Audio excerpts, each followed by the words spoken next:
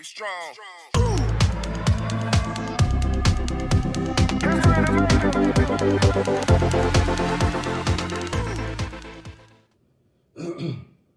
Hello. What did this do? I don't know what it did. I'm not sure what it did. Can it go away? No. Okay. Are we live? Are we live?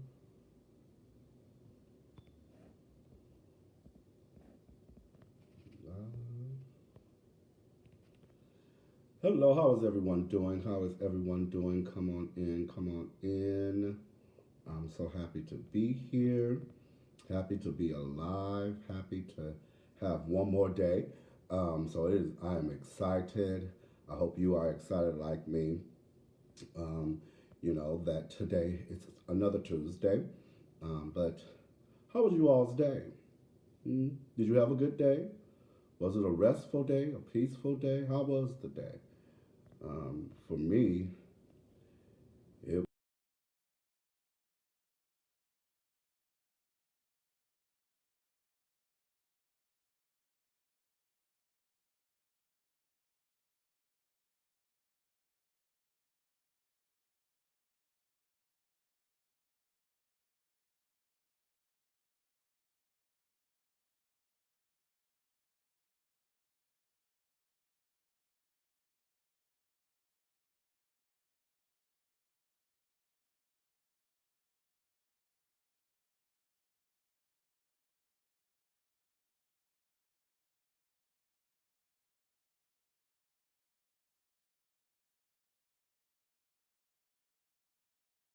was a very good time to do so. I'm so happy that you have joined me. I am Dr. David Glover, and I am the founder of Spiritual Art. Are we back? Are we back? Well, we carry on. So, I want you to know this is a safe space. This is, even as the person facilitating or talking or giving information, it's okay for you to engage with me. It's okay for you, even if you don't 100% agree. It is actually 100% for me, fine. For you to make your comments, for you to like, for you to give your opinion. Now, we want to be respectful. We want to be able to have good dialogue and have good, friendly taste in whatever we present, our perspectives, because we all have one. And I believe that all of our perspectives are valid, even if they are may need to be tweaked or can be talked about. We all can add to, and I always talk about this thing in organizational development, a soup pot. And that means that I need more than just one ingredient to make soup. I need many type of ingredients. You need some root vegetables. You need the stock. You need the, if there's going to be meat in there or meat substitute or whatever you're doing, we need all of those. We need all of the seasonings. We need all of the herbs. You need the salt and pepper. You need the garlic. So we need everybody in order to make a good soup. And that's what I call these conversations, that they are likened unto soup, if you will. So today, we're going to talk about something that, I wish would have been talked about long ago. I really do. I really wish that I would have known. Hey, cuz, hey, Anthony McGahee, praying for you and your family, during this time. But I really wish that I would have known about this. And so during this time, we talk about story and a lesson, story time and a lesson. So picture it. We'll do it this way. Picture it. Circa 1990. A young kid, grew up in church, loved the church, was all about the church, gave life fully over to the church, was the sanctified kid, the church kid, and was highly anointed, highly gifted, even at that age, was very operational in the giftings. And so during this time, I also at the same time endured hardship. I endured being beat up. I endured trays being thrown on me. I endured people talking about me, ridiculing me. And this happened at school, where I was chased and bullied and jumped on. And then when I got home, I had a brother that wanted to toughen me up, and so that was a fight in itself. I had parental dysfunctions with definitely my stepfather, who, in his mind, I was the embarrassment of the family, although I was very skilled and knew the Bible, and so I represented well in that way. But on the other side, it was like how the Bible talks about Naaman, that he was a good, valiant soldier, but he had an issue. And so I was always the but he has this issue. Hey, Tashana. So the child, me, as I'm sure all these different things that had happened to me as a child growing up.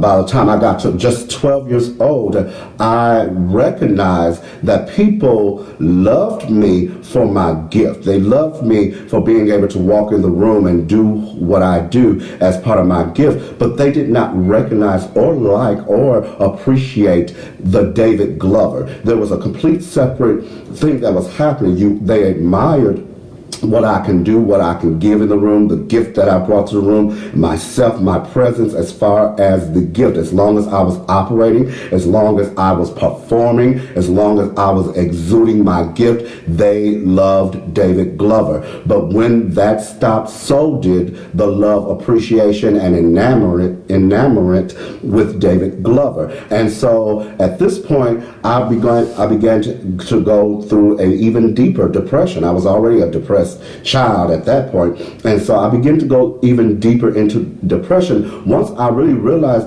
that you don't like me unless I am performing. You don't like me unless I am giving you what you need. If I'm performing or giving my gifts, then I get all these accolades and celebration. But as soon as, and sometimes the saints, are cruel, they'll lace both the good and the bad together when they give you your accolade. And so recognizing that, it drove me to try to commit suicide, to a suicide attempt. And so it was during that time that I became fully aware that there was a separation. And so I'm starting a series on Tuesday nights at this point that talks about me versus my gift, because a lot of times we are not aware of how much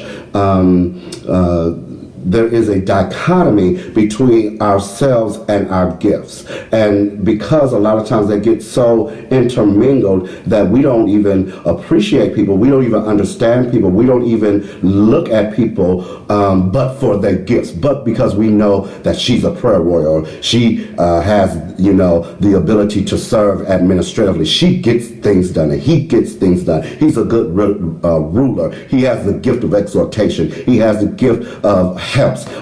You call on them, and you only think about them when you think about the gift that they house. But again, those are two separate entities enmeshed into one vessel. And so a lot of times you have to learn how to treat people and how to recognize people and how to separate that out. Otherwise, a lot of times we suffer from what is called burnout, or we suffer from church hurt, or we suffer from all these different things, spiritual abuse. You suffer from gift abuse, that they only want to see you and they don't care if you say God will provide. Come on in. No. Your temple needs to be taken care of. So if you need to rest, the gift will wait. The gift will be strong when it is rested, when it is properly seen to. And so in this series, we're going to talk about some of those things that happens when we don't recognize the dichotomy of us versus the gift. When we look at even how they used to say, oh, Mother pray, but she's mean as a junkyard dog. How does that happen? Or he can preach like two worlds coming together. Now I'm using a lot of church isms, but my talk is even broader than the church world, because you take, as I've always said every week, you take your gift everywhere you go. You take your gifts into the schoolhouse, into the workplace, you don't just turn on the gifts when you come into a church building or when you get on nowadays onto a conference call or a Zoom call with church people. No, your gift is when you put your feet on the floor, your gift puts it on the floor. And very true, we then begin to resent the gift and try to bury it, or then get this, and that's going a little further. But thank you, Bill William Jackson. Is that we sometimes will either bury the gift or we will embezzle the gift. We start making the gift since that's what they want, since that's what they like. We make our gift make money for us and not in the proper way. We start learning how, and woefully I say this, but even in my training, they taught us how to raise good offerings, how to get the better money. Now, I don't know at this point, how do you say that God is in that, or that is the best method, or that is the best practice, that you use your gift to pull money from people, even though there's sales, even though, and so you got to figure out that line for you. Are you being disrespectful to your gift? Because number one, let's talk about it. The gift was given to you. The gift was given to you. You are the owner of the gift. So whether you take it and bury it, whether you go out and use the gift only some of the times, part of the times, or you are studious over the gift and hone your craft and hone what artistic ability God has given you, you are the owner. And so therefore God has entrusted you with whatever he's given you. And I'm not talking about just the gift of healing, but I'm talking about all that he's given you. If he's given you a political gift, to be out in social justice, to go out and be able to, rally and get, unite people together, that is a gift. And it is just as important as somebody casting out a devil. And I'm not here to cast them out, but I'm saying that no gift is bigger than each other, and all gifts are important, and they all have their place, whether it's in the marketplace or in the church house, four walls, which seems to be breaking down by God's good command. So happy about it. So, but even in that, sometimes they don't recognize your humanness. They don't recognize your human capacities, your frailties. They start having expectations. And the black church has been a very horrible component of this, of having an expectation of those who have titles to be perfect. But they are human just like you. They make mistakes. Now, they should be accountable. They're held to a higher degree of accountability, of course. We're not saying that, but we still need to be able to let them breathe, have room to be who they are all together, that they don't always feel obligated to be at performance, to be at peak performance, because that becomes to run down and give false imagery and false expectations. And then we'll blame them when they break down. That is unfair, and that is spiritual abuse. But it also is on the other side that you can't act like you're God and act like you know everything as the title, or act like you are entitled to anything just because you have a title. You have to understand to be transparent enough that I can be me in the midst of being my title, because I am still all together. There's a holistic part of me, and my psyche cannot handle an image that is only supposed to be a part of me as being the whole me. I'll say that again because that was good. My mind, my mentality, my actual human mind cannot take what is supposed to only be part of me and making it having to be the whole of me. Okay? So be able to differentiate when it's time and when it's allowable to be the whole you. Now, you have to be, of course, discreet. I believe in that, of course. But you still have to honor the whole of you. And so we're going to talk about sometimes we can even become jealous of our own gift. We can become jealous because they don't like me. When we can recognize that they're not respecting me, they're respecting a gift. Well, then you need to reevaluate your whole platform. Which means if Tony Braxton or Anita Baker, when they came out to perform, they knew that we who bought tickets were expecting the gift. The truth is, we did not care about your humanness.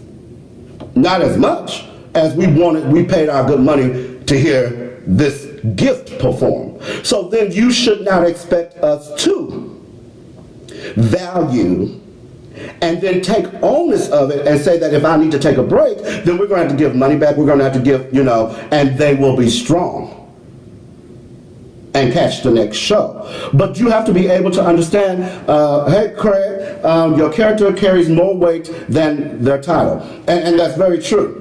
But when we're talking about characters, we're talking about all of them. Character flaws, character highs, character lows. It's that EI, which is emotional intelligence. That's about knowing your whole self.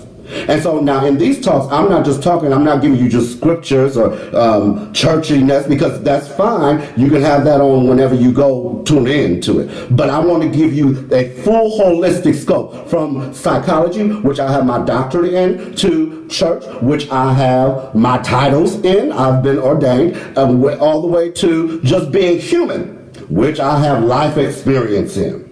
And know that it all works together. It all is jointly fit together. But we try to make our gift who we are versus a part of who we are. And your gift has its purpose in making room for you, but you have to carry yourself and take care of yourself and love yourself and live for yourself, so that you're able to be long lasting with your gift, so that your gift is not begrudged, so that you don't turn away from your gift or become jealous of your gift or start hiding your real self inside of your gift. Because then, and what I mean by that is that you turn to your gift so that you get the attention of love that you want. People only like you for singing. And so as long as you're singing, you feel the love of people. The people adore you. So you live through the lens and the life of singing, instead of singing being a part of you. It becomes all you have and all you treasure. Well, that type of unbalance comes out in other traumas and troubles. And we usually find these people, or those type of prototypes, turning to drugs, alcohol, and abusive relationships. Because they only are able to discern through their gift. And if your gift is only singing, and you only discern through singing, then you only attract the person who is only attracted to your gift and not to you. I'll say it again. If you only live through your gift, you attract only to you people who honor your gift and don't honor you. And I think that we all have been in some spaces, sometimes, and had some awakenings and awarenesses where the person that we idolized, the person we looked up to, or the person that we thought was so much, and then when we get in their presence, we're so let down because they have this flaw, or they're not exactly who we thought they were, because we were honoring a gift. We were honoring a performance. We were honoring a presentation, not realizing that they are a full person, that they have ebbs and flows, that they have highs and lows, just like we all have. They came through a womb just like we did, and all flesh is flesh. All flesh is flesh. Now, if you're enjoying this, please like it, please share it, please tag somebody. Please, if I'm doing all right, go. It's all right for you to go ahead on and tell me that you agree. If you disagree, I don't mind. We could talk about it. I'm fully ready to engage with you. I love a good conversation. So, but you have to be able. We're going to talk about in this series over protecting your gift. So we're not talking about just protection, but when you become overprotective, or when you think your gift is more than you, what does that look like? What does that turn out to be? Or when you think smaller of your gift. So I want to know, what is your gift? Put down in the comments. I'd like to see who's on here. What is your gift? Craig, what is your gift? Jeremy, what is your gift? All those who are watching, what is your gift? What do you bring to earth? What do you bring to your sphere? What do you bring to those who you inspire? What do you bring to those who you interact with? Even if it's customer service at your job, if that is your gift to make someone smile, your gift, your energy to bring joy, to exhort. Exhort is not standing up quoting scriptures and making everybody dance on Sunday morning. Exhorting is knowing how to give words that edifies one another. So if you just look at somebody and you have the gift of exhortation, you will always be able to find something that gives them strength, that gives them encouragement to move forward. If it's nothing but you look nice in that dress, or you look really, I like your hair that way. If you are a person that has that gift, you are always ready with a word, with exhorting, with being able to move them from where they are into a space of safety, of joy, of peace, of being able to have a better day. So gifts are not bound to the church. I'm not talking about you speaking in tongues. So the gift of helps. So that's one. What else do we have? So the gift of helps definitely should not be bound to the church. You should be able, and you just find yourself sitting there as people are talking to you, thinking of how you can assist. And you have to, now, and this is very good, I'm glad you said that gift, because it, as well as many others, have a tendency to run overboard. You end up taking on one of the, and see, this is a good thing to know how to study and know your gift, know the good part of your gift, the bad part of your gift. What are you susceptible to in your gift? Singers are susceptible to colds and flu and blah, blah, blah. But the gift of helps is always susceptible to abuse and overuse and misuse, because you always overextend yourself. So God usually places you with somebody who's a little bit more no than you. As in, no, you can't do that. Or no, that's not best practice. Or, hey, don't you already have 8 tasks on your table, on your plate? Let's finish up those and then take rest and then go back and help somebody else. It's okay. You can't save the world. But you have to know that that gift, the gift of helps, is very commonly over abused. Generally, you're always the person that they can call on to borrow the car, to go fix this, pick me up, drop me off, and you don't find it hard to do. But if you're not careful, you will burn yourself out. If you're not careful, you will allow others to not think about you, because they're just thinking about me, and they don't know your whole schedule. And sometimes, most of the time, they don't care. They're trying to get what they need done. But you've got to be able to manually stop, think, and say, do I have the bandwidth, and should I? Because the gift of help also comes into a conflict with those and become enablers. And so you need to be able to discern, even though I could help you, should I help you? Because some people need to hit rock bottom before they get it. And if you're always, I actually had an instance where I had a dream, and there was this young man that I was earnestly trying to help. I saw the potential, and I was trying to move him forward, and I was trying to get him to where he wanted to, where I believed he should go in that direction, and what he said he wanted to go. Where he said he wanted to go. And so in this dream, I was sitting in the car, and we were both in the car. He was in the driver's seat, and I was in the passenger seat. And the car would not go. And so we swapped. And immediately the car started moving a little bit, but it just still was, it was this great hesitancy. And I was trying to put it in gear and trying to do all those different things, and it would not go. And so I kept looking at him like, what is the problem? He was like, I don't know. And I'm like, I'm trying to move this car, and it's moving, but it's moving at a glacier pace. It's moving like at 4 miles per hour. And I'm like, I'm putting gas, and it doesn't need that. And so when I came out the dream, the Spirit whispered to me and said, you are trying to cause what he does not want to do to be. And because you do have a drive strong enough, it will move it, but it will move it at the most marginal pace. So you have to be careful that even in your zeal for other people, even in your earnest wanting to help people, that you remember that, number one, they have to be able to make the decisions and put forth effort. They have to exert the effort. I remember one time I was on the altar, and of course this is story time in the lesson, so I use all of my stories. I got a whole lot of them. And anybody from St. Emmanuel that's on here knows. Hey, Mother Hall is on here. She's from St. Emmanuel. Whole lot of stories. One time I was on the altar, and the lady stopped that was working with me and said, if you don't want it, then I can't give it to you. I'm working harder than you. You've got to put forth some effort. And now, it was kind of, in that moment, it was kind of, I didn't really get it. I get it now, but you have to be able to not allow your gift to be abused even by innocent persons. And when I say innocent, that they're not actually cognizant that they're abusing. That is not your place. That is not who you are. And then you can abuse your own gift.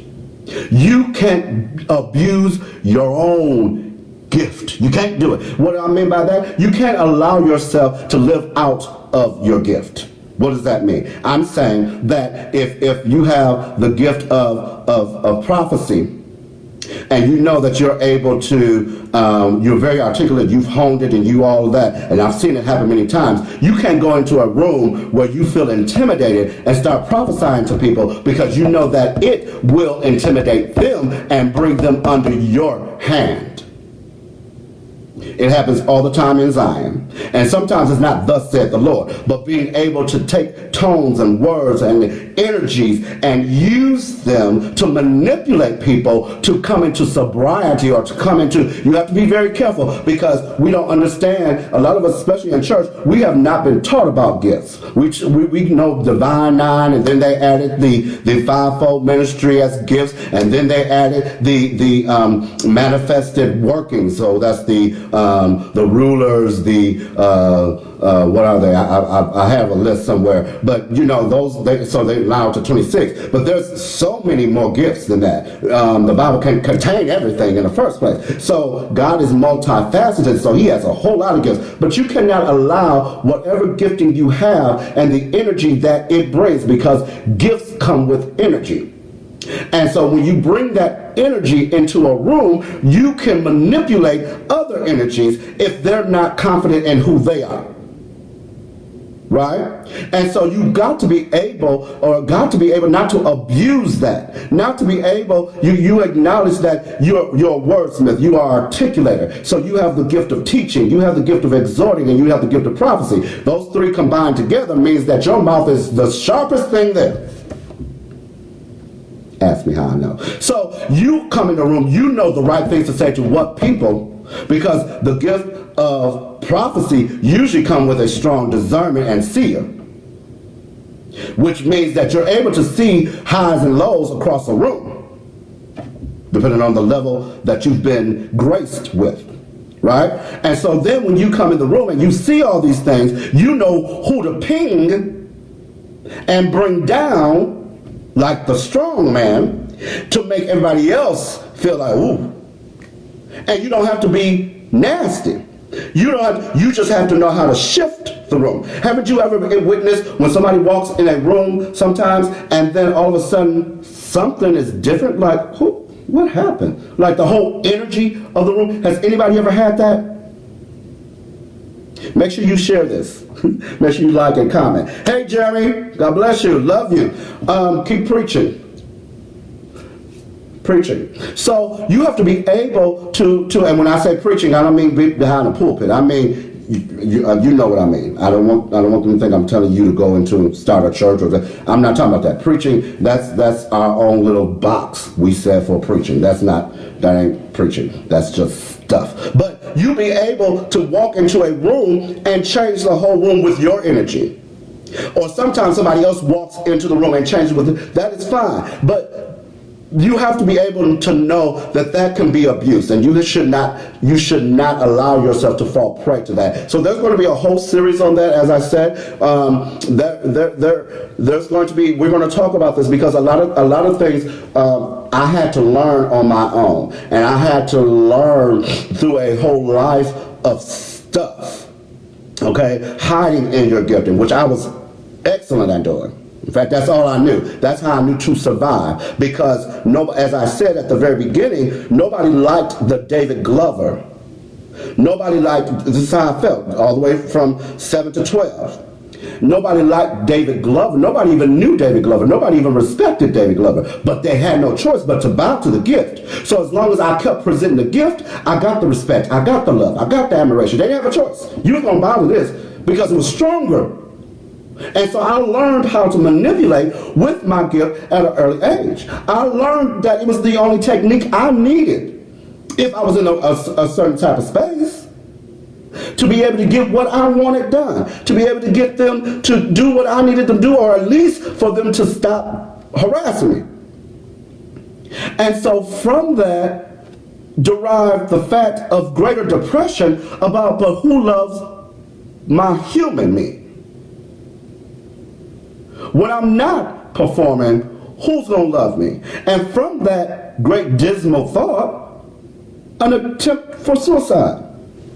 And many times we have the same things happening with preachers and pastors, evangelists.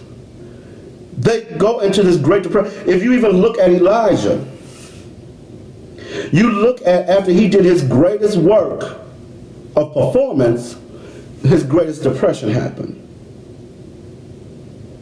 And so we see the humanness of prophets all the way through the Bible.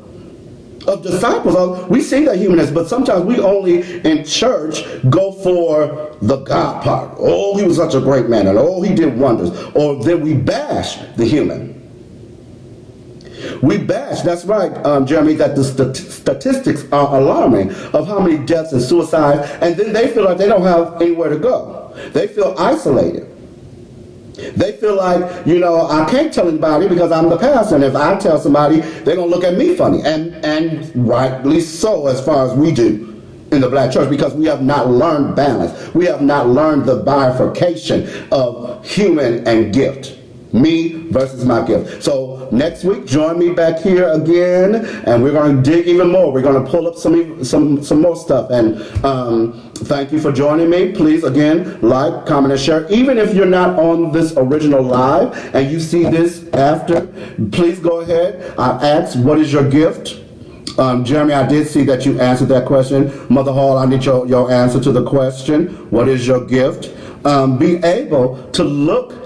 Because if you don't know who you are, if you don't know your gift, then you are subject for folly. You won't know why certain things are happening to you, or to look for certain things to happen to you so you can combat it. If you don't know you can sing,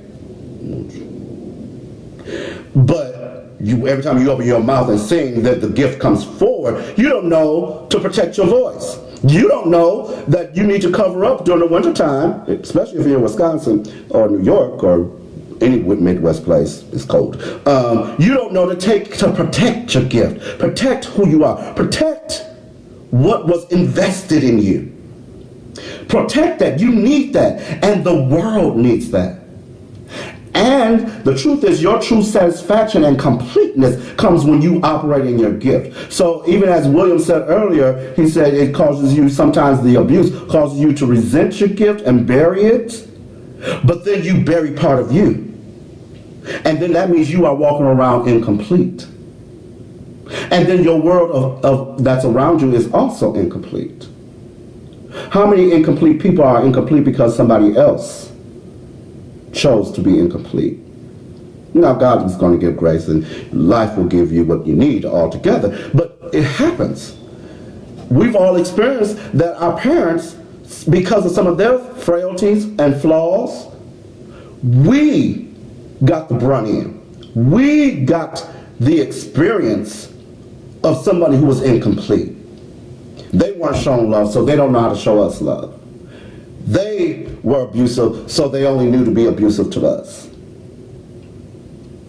It becomes a cycle. It becomes a domino effect. It becomes a cycle. It keeps going on. So then you are abusive with your gift. And we're going to talk about these gifts too. We're going to talk about them because there's a mishandling. And some things that we say God showed, no, you looked with your own gift. God didn't show you. Remember, every gift he gave to you. So he's not coming down every time and unveiling your eyes so that some of this is you. Understanding how to look, discern, and see. And it doesn't have to be that the Holy Ghost is revving you up. Sometimes you're just nosy. All right, I'll see you next week. I'll see you next week. And God bless you. You have a wonderful rest of the week. And remember to like and share and comment. Let me know what your gift is. And what are you doing to hone it? What are you doing to protect it? All right? All right. Till then, be blessed forever. Spiritual family.